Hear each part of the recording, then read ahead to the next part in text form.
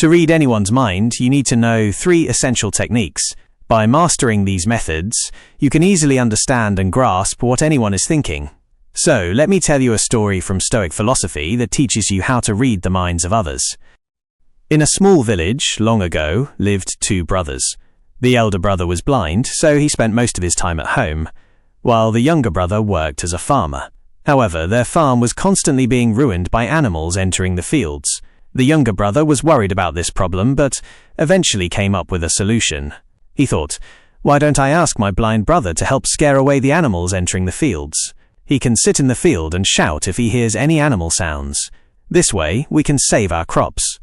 After thinking it over, the younger brother built a small hut in the field and placed the elder brother inside. He explained, "Brother, if you hear any animal sounds, just shout, and the animals will run away. This way, we'll save our crops." The elder brother agreed to his brother's idea and began to sit in the field. Whenever he heard animal sounds, he would shout and scare them away. They continued this for several days. One day, a deer entered the field and broke the fence before running off. Shortly after, a king who was hunting that deer came to the field. The king noticed the blind elder brother and asked, "Have you seen a deer here?" The blind brother replied, "Your Majesty, I am blind. How could I see a deer? However, I can tell you that the animal that left my field is not worth chasing. You are wasting your time." The king was astonished by the blind brother's words and asked, "How do you know that?" The king then said to the blind brother, "Are you lying? You claim to be blind, yet you speak of the deer's worthiness of being chased." The blind brother responded, "Your Majesty, the animal you think is a deer is actually a pregnant doe. I have never heard of a king chasing a pregnant doe, so I tell you it is not worth your pursuit. Do not waste your time chasing her." The king was amazed to hear this. He couldn't understand how this blind man could identify a pregnant doe. The king thought, how can a blind person know this? How can he be so sure that the doe I am chasing is pregnant? How can he tell me such information with confidence despite being blind? The king felt the need to verify this, so he ordered his commander, "Commander, I want this animal alive. I need to confirm whether the doe is pregnant or not. This blind man seems very confident in his words, and I want to verify. Please go and check." The commander received the king's orders and set off on the mission. When he returned, he informed the king that the blind brother was indeed correct, and the doe was pregnant. The king was astonished and couldn't explain how the blind man knew of the doe's pregnancy. The king had many questions in his mind and decided to ask the blind man to get to the truth. The king said, "Look, I may not know if you are truly blind or not, but I have come to ask you one thing. Will you give me a truthful answer to my question?" The blind brother replied, "Your Majesty, you can ask me anything you want, and I will answer truthfully." The king said, "You are a wise man, and you seem to possess a deep understanding of many things.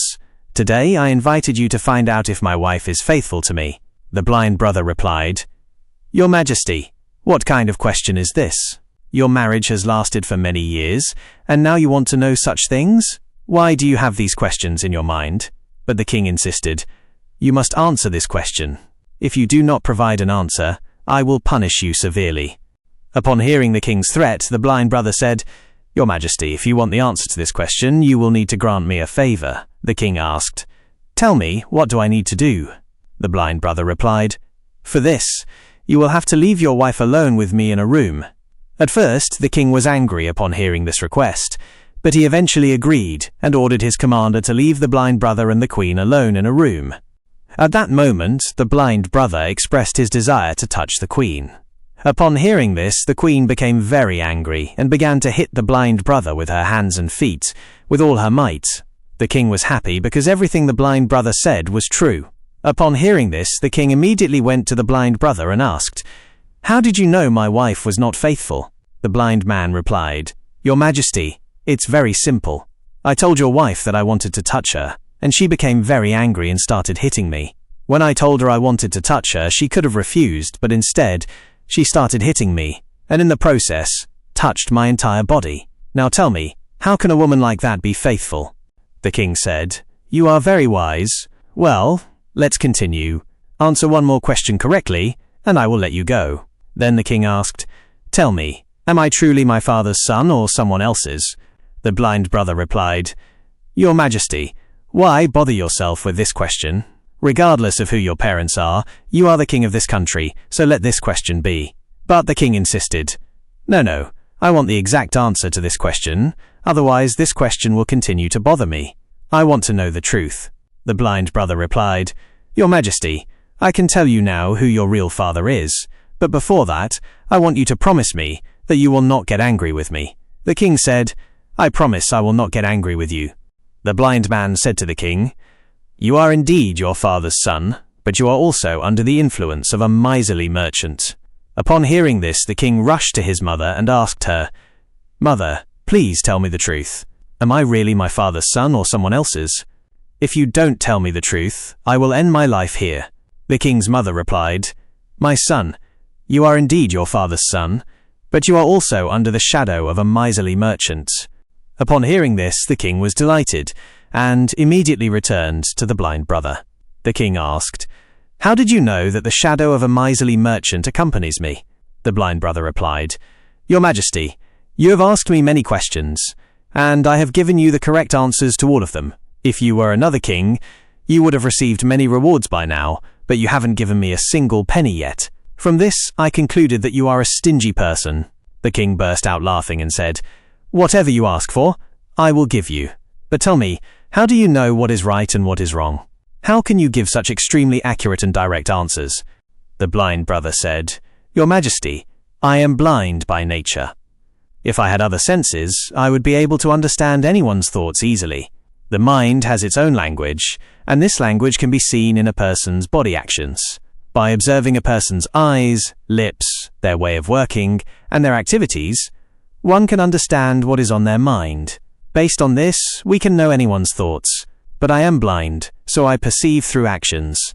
If I want to know something, I have to assign the other person a task to see how that person works and how they perform the task, and based on that, I can understand what is on their mind."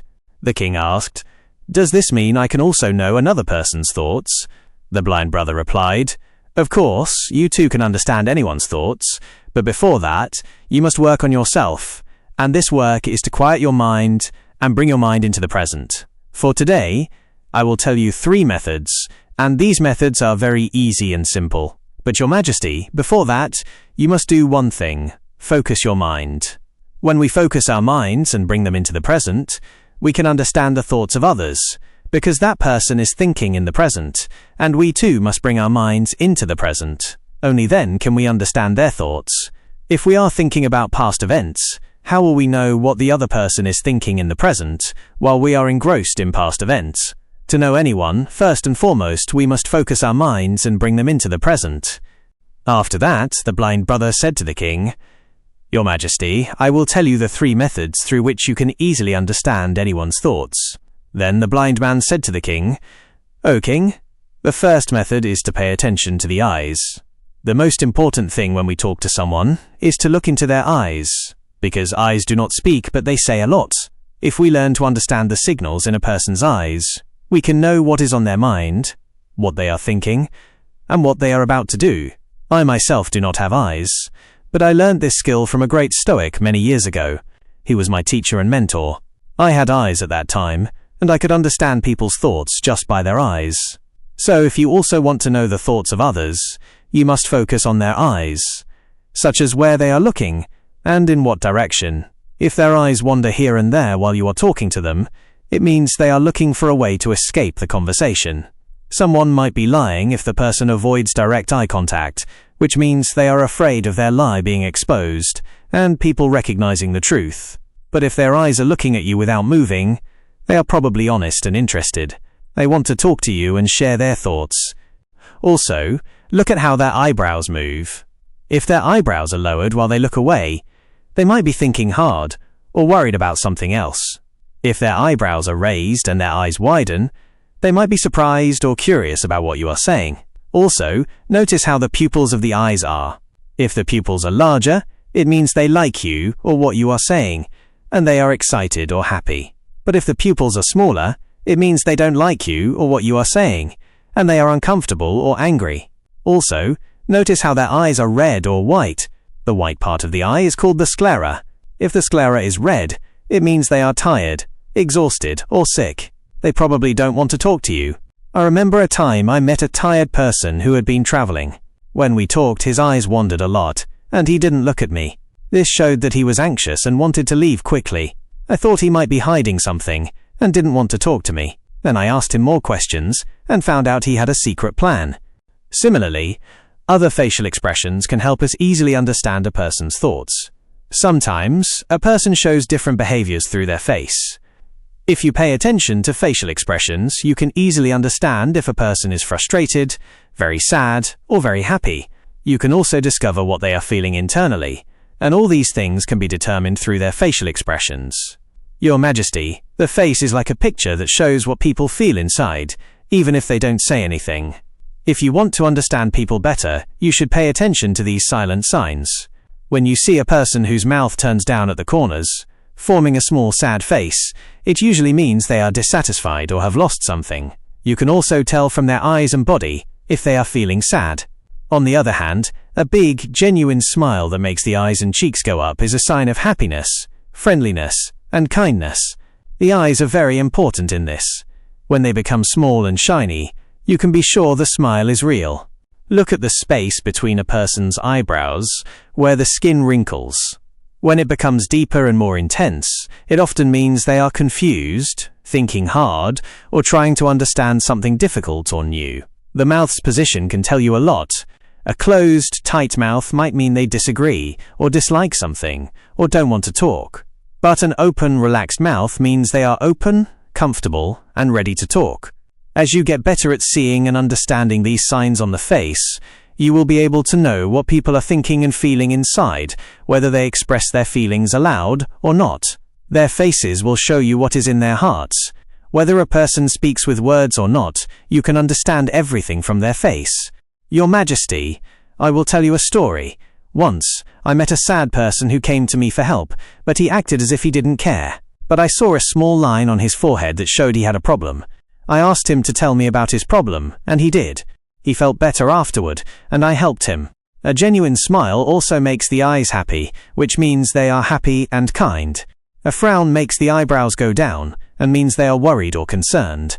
Eyebrows go up when they are surprised or curious.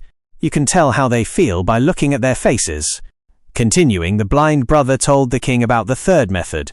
Your Majesty, there is also a third language, which is the language of gestures and body language. To understand a person's thoughts, we need to understand hand gestures and body language. When someone talks, you may have noticed that they keep moving their hands and making gestures in addition to words. Body language plays a big role in conveying what a person is thinking. Your Majesty, the body and hands can say many things without words. It's like a secret way of talking where you can see what people want and feel through the small things they do. Think of a person tapping their fingers quickly while talking to you. When fingers make a quick sound on something, it might mean they are bored, in a hurry, or want to end the conversation soon. I remember a time I met a person who wanted to sell me something and did this gesture. I knew he was nervous, so I asked him to give me a better price, and he was surprised. Also, when someone crosses their arms, it might mean they don't like you or what you are saying. They are hiding their thoughts from you. This way of holding their arms is like a wall that keeps their thoughts and feelings away from others.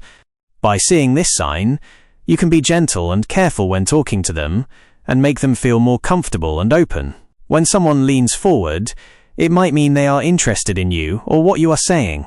They are listening to you carefully. This means they are interested and want to hear more. This way of moving their bodies shows that they want to listen, learn, and understand what you are saying. I once met a smart teacher who did that. He was very quiet but leaned forward with interest, showing that he wanted to know more about the subject. Sometimes, people who touch their faces a lot when talking to you can help you know what they are thinking. It often means they are worried, thinking hard, or have a big idea. These small touches show you what is happening in their minds and hearts. To be good at understanding others through their bodies and hands, you must be patient, observe carefully, and appreciate the things they don't say. These small but important signs are like a silent book that shows you the hidden feelings and thoughts within them and allows you to communicate with them better. If we pay attention to these 3 methods and understand them correctly, we can quickly know what is on a person's mind, how attentive they are to your words, and what is happening in their minds. However, before that, you must focus your mind and bring it into the present. Only then can you notice all these actions, understand them, and realize what is happening in the person's mind. Otherwise, if you are preoccupied with past events or plans, you will never pay attention to the person's body language and will never understand what is happening in their mind and what they are thinking. You have probably seen many great saints and enlightened beings who look at you with great calmness and can tell you what is happening in your mind and what you have come to learn from them. The biggest reason for this is that they can read and understand you because their minds are focused and calm, and that is why they can easily understand your thoughts.